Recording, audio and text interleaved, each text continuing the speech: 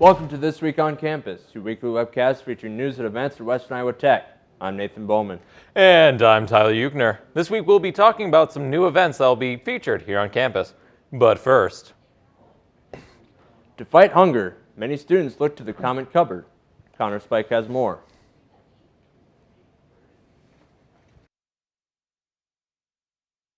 We do try to keep it to a kind of a one bag of groceries at a time at the visit, but you can come as often as you need to.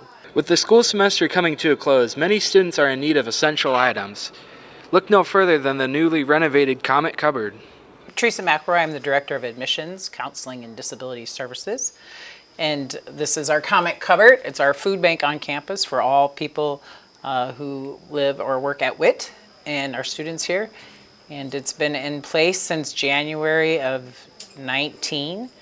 And we are primarily get our food sources from the Food Bank of Siouxland. So we're a partner with the Food Bank of Siouxland, as well as donations from employees and staff who come and leave donations on a regular basis for the cupboard as well. It's meant to help supplement people's food sources, and there is no cost to use the cupboard. You just have to bring your WIT ID, and you can come as often as you need to.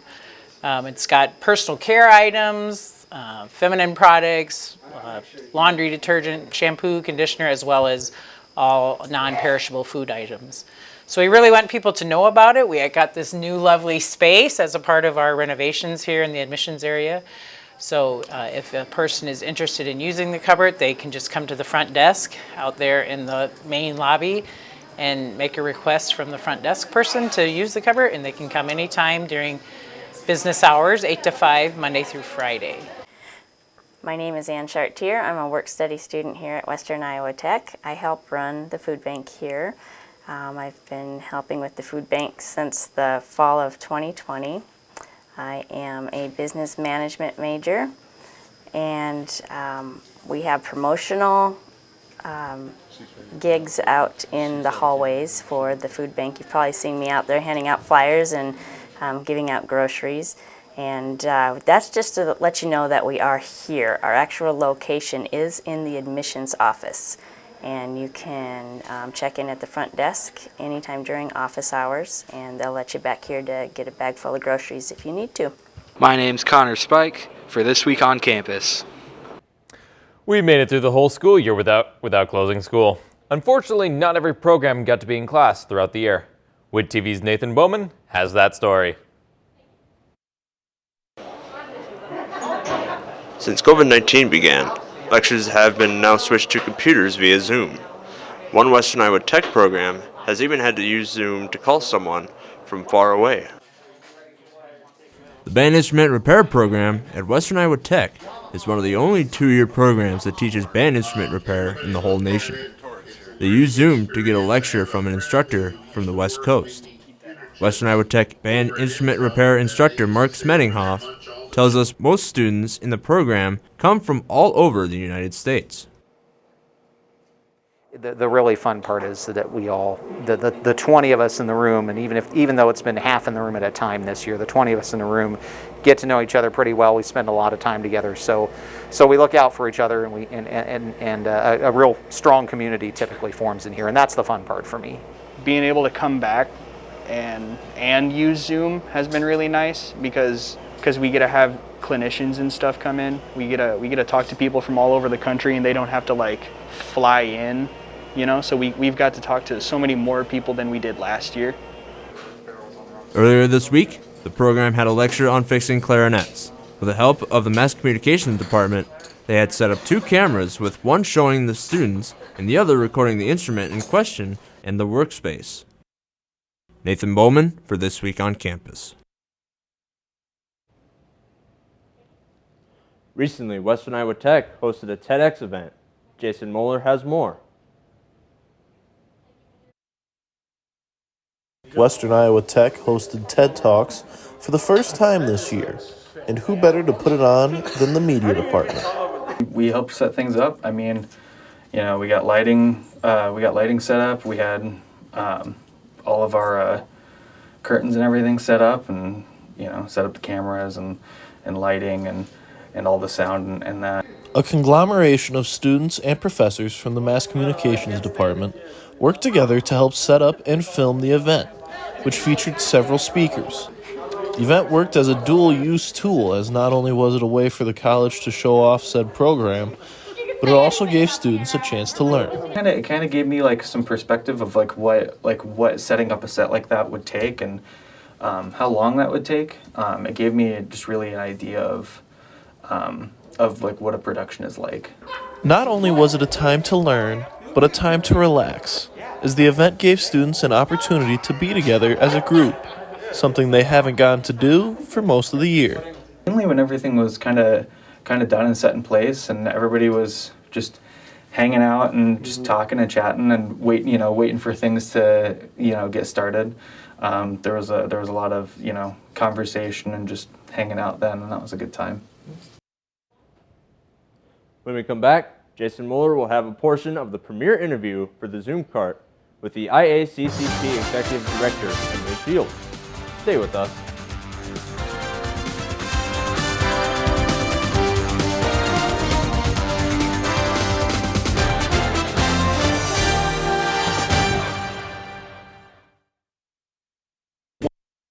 What is up, ladies and gentlemen, and welcome to yet another edition of the Unnamed Show featuring John and Jason.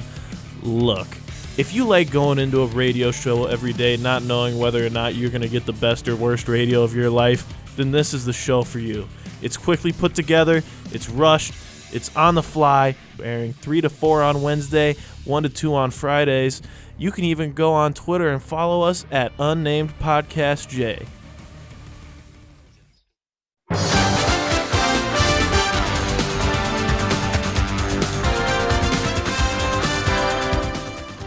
Welcome back. Today we have a special guest on This Week on Campus, the new Executive Director of the Iowa Association of Community College Trustees, Emily Shields. Welcome to This Week on Campus, Emily. Thank you so much for having me. Okay, so recently President Biden announced a desire to provide free community college education. How can the IACCT assist in the implementation of that?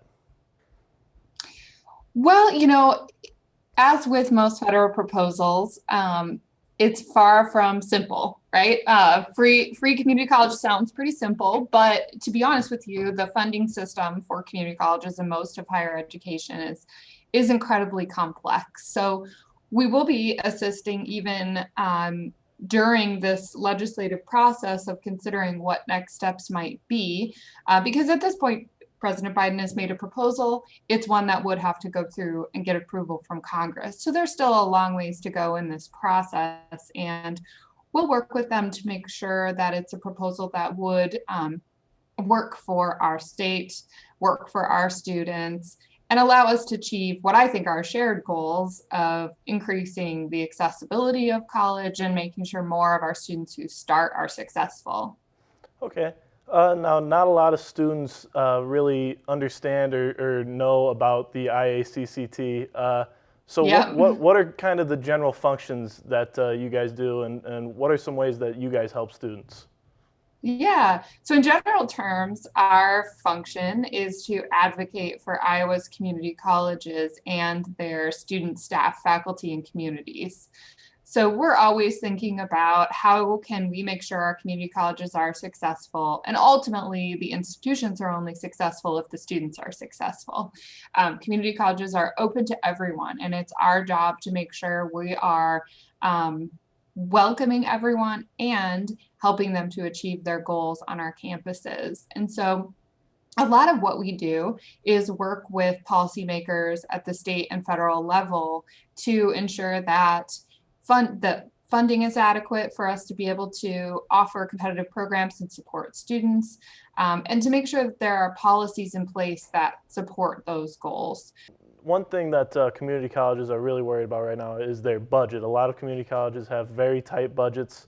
How does the IACCT work with said community colleges to help, get better funding and maybe just get a little more room in their budget? Yeah, so that is an ongoing conversation at all times, because I think that's one of our most key roles as an association is really advocate, again, for the resources it takes to educate students for their lives and for the jobs they want to have in the community. And a lot of the programs that community colleges offer are very resource intensive. You know, we're teaching specific skills that require equipment and things along those lines that cost a lot. And we really need to advocate for that, both with legislators and also with the business community, because the business community are strong partners of community colleges. And I think they have a strong understanding of what it takes for us to educate the workforce that they're looking for and helping us to identify those resources. Do you have anything you'd like to add for us? Well, just that, you know, I'm passionate about community colleges and the students we're educating. I really enjoy visiting our campuses and seeing students, you know, coming from a variety of circumstances, learning all kinds of important things for our communities. And so I'm here every day trying to advocate for you all. And again, I hope you'll get involved in our events and opportunities to contact elected officials. Your voices are so key to all of these really important conversations that are happening right now. And I hope you will find ways to make them heard. Okay, well, thanks for joining us. We appreciate it. And we'll be right back on This Week on Campus.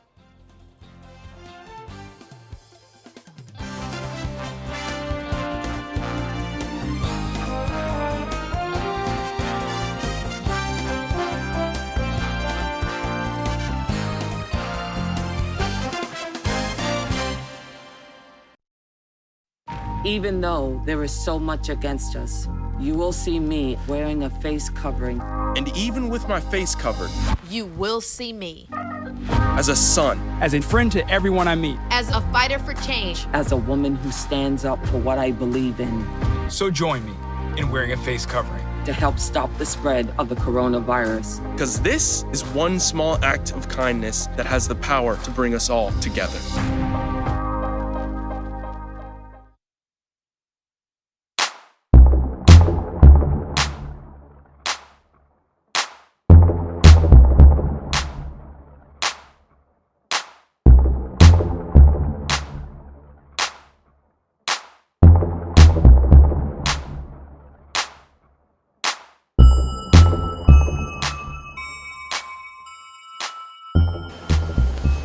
Hey, I'm Connor Spike. Make sure to visit youtube.com/WITTV and click on the bell so you don't miss me on the next episode. See you later. Sweet dreams.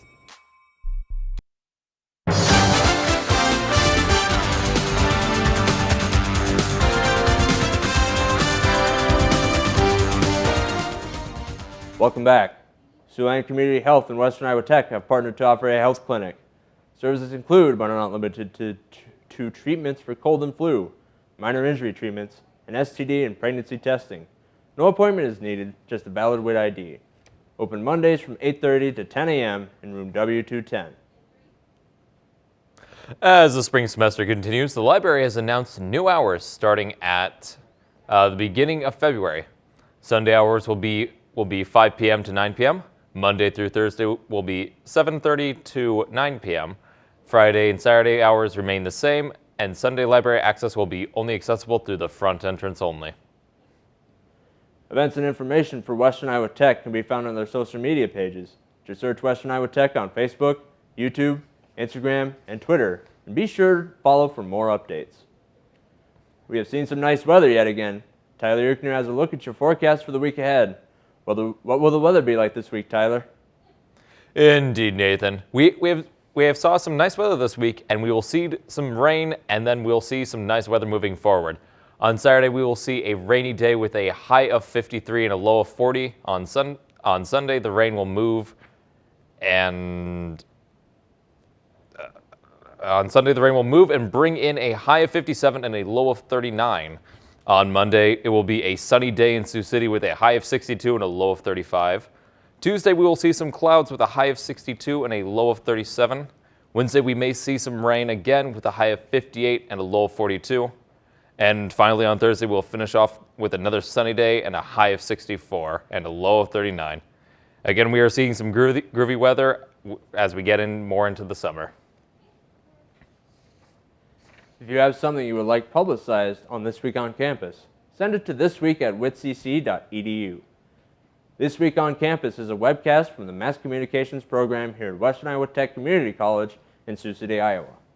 Folks, this is our final show of the year, and now it's time for us to say goodbye to not only you, but our fellow students that are second years. We wish everyone who won't be returning this fall the best of luck as they go out into the world. Thanks for watching this year, and we will see you next fall.